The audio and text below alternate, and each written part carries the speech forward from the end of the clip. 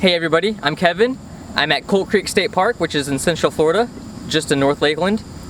I'm here at campsite 21 with my buddy Trayton with his rooftop tent. You probably recognize him from some other videos. And across from us is my friend Steven. You'll recognize his diesel Dodge truck and his rooftop tent from some older videos of mine. Like I said, it's about 8:30 at night. It's still in the 90s. It's really hot. The heat index today was 108 degrees. So here's our air conditioning setup, and all I'm gonna say is, it's not stupid if it works. You can see the lightning in the background. Can you really?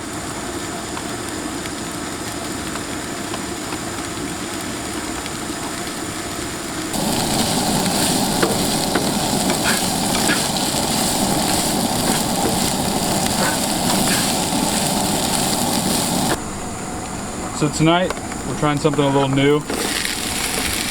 Usually I'll cook pasta with noodles, but we're gonna use some nochi tonight. Use just a potato substitute for noodles, different style. And I pre-cooked it at home just to make it a little easier so I don't have to boil water. So we're just gonna brown it a little bit along with our grilled chicken and broccoli. And we'll throw some sauce on it in a minute.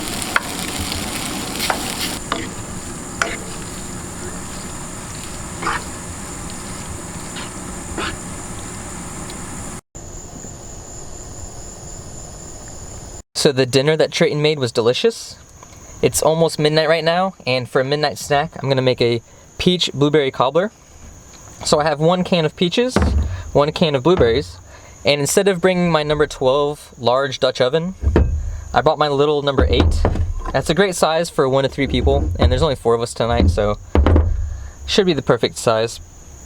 And here's a little helpful hint, is just buy these little disposable liners, and it makes the cleanup so much nicer, especially because for breakfast we're going to be using this to make a mountain man breakfast.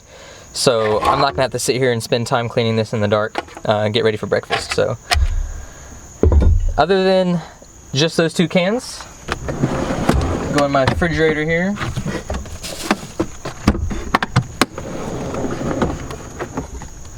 And I'm just going to need 2 pie crusts. I'm not sure how long these pie crusts were in the refrigerator, but they're really hard to roll apart. They were falling apart, so made it work. And I still have 1 to go across the top once I get these peaches and blueberries in there. And of course, I don't know why they do this, but 1's a pop top, 1's not, so good thing I have a can opener.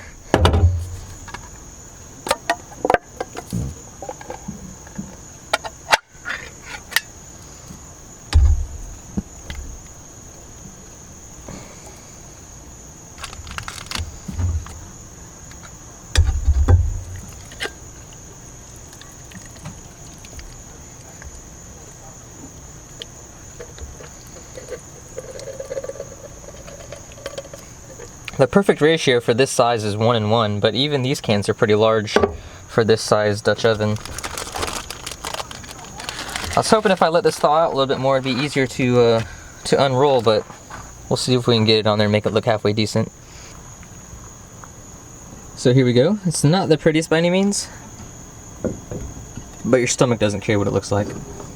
So here's the Dutch oven setup. It's pretty simple. What I do is I do a ring of briquettes around the bottom, and then I do a ring around the top, and then I just check on it every 15-20 minutes and either take away heat or add heat as I need it.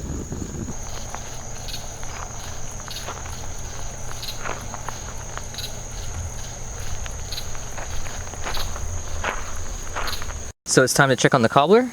It's been on there for I'd say almost a half hour. If I can do it without spilling the ash. Oh man, look at that. It's definitely hot enough, so what I'm going to do is I'm going to go ahead and take it off the coals and just let it sit for another 10 minutes or so. So it's about 12:30. We got Ron, aka Campfire Grub, over here doing his thing. What you got going on over here, Ron? So I got here a bit late, so I made my own dinner. So I have some steak, I have some mushrooms with some mussels. Just a quick, easy dinner. I tried a mussel for the first time in my life, and it's not my favorite food by any means. But it's not something that it's going to make me sick or I'm going to spit out. It's definitely an acquired taste, I would say. So here's the final product for the blueberry peach cobbler. As you can see, it's really hot. It's still boiling in there. But other than that, It's about 12:30 now. Actually turned out to be a pretty good night. Air conditioner's kicking.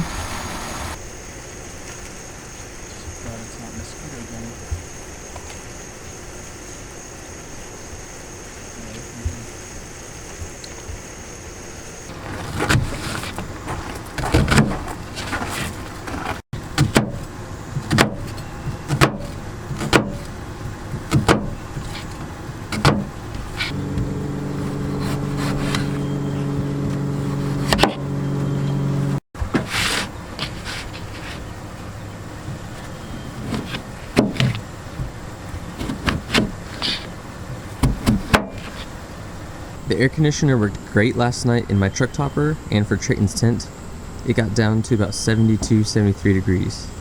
Over on campsite 22, Ron showed up around 11:40 last night, and he's sharing a campsite with Steven. Here's Steven's setup. It's got the custom window unit blowing right into the side of the tent. And this morning when he got up, he's got a thermometer in there. It's 61 degrees, if you can believe that.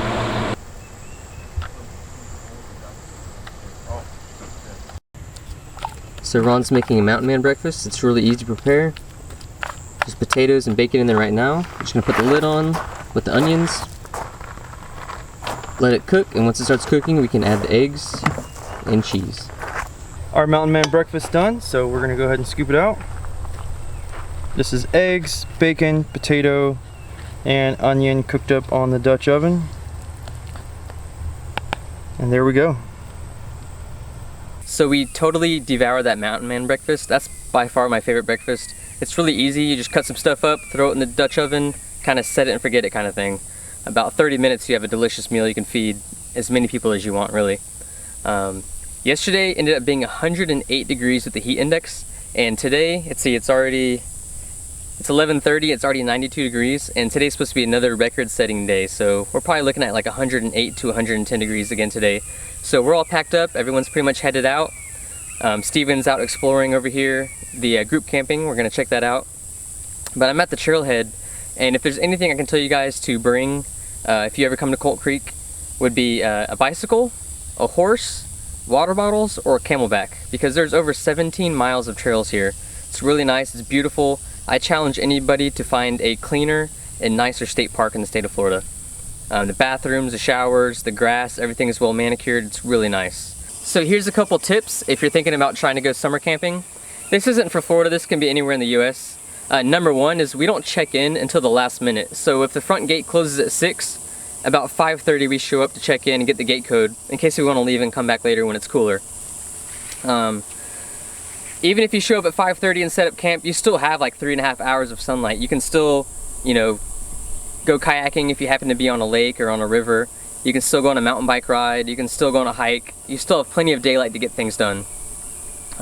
Once it cools off, for sleeping is probably the most important part. I mean, if you're not gonna sleep well, then you're gonna have a miserable time and you're never gonna want to camp again. So if you don't have air conditioning, you don't want to lug it around, don't have room, the Ryobi fans that come in that like tool pack with the Ryobi lithium batteries, those are probably the best bang for the buck. They last hours and hours even on high, and you can get them at any Home Depot, Lowe's, or any kind of hardware store like that. But they push a lot of air, so even in a tent, you know, something similar like that, it even feels like you have a ceiling fan going. That's how much air it pushes. So definitely the Ryobi battery pack and the Ryobi fan. I'll see if I can put a link down in the description to show you guys what I'm talking about, but last night we had 2 of them. Ron had one in his tent, and Steven had one as well, so they pushed a lot of air. It was really great. I recommend the air conditioner. Last night, Steven's tent got to 61 degrees, and mine, my truck's not so well insulated and everything, plus I was splitting it with Trayton's rooftop tent. Mine got down to like 72, 73 degrees, which is more than comfortable. I actually ended up rolling out my sleeping bag and covering up with a blanket. That's how chilly it was. So really comfortable. And another tip, the last thing we do before we climb into a sleeping bag, your tent, your truck, camper, wherever you're sleeping, is go take a shower. You know, get all the bug spray off, get all, you know, get rid of all the itches from the bugs and everything biting and all the sweat, and you'll feel so much more refreshed that you'll tend to fall asleep quicker. Especially if you have a fan going to cool your body off even more, or an air conditioner, of course. Again, Colt Creek is a beautiful state park, Hopefully you find these videos helpful, or at least entertaining, and thanks for camping with Kevin.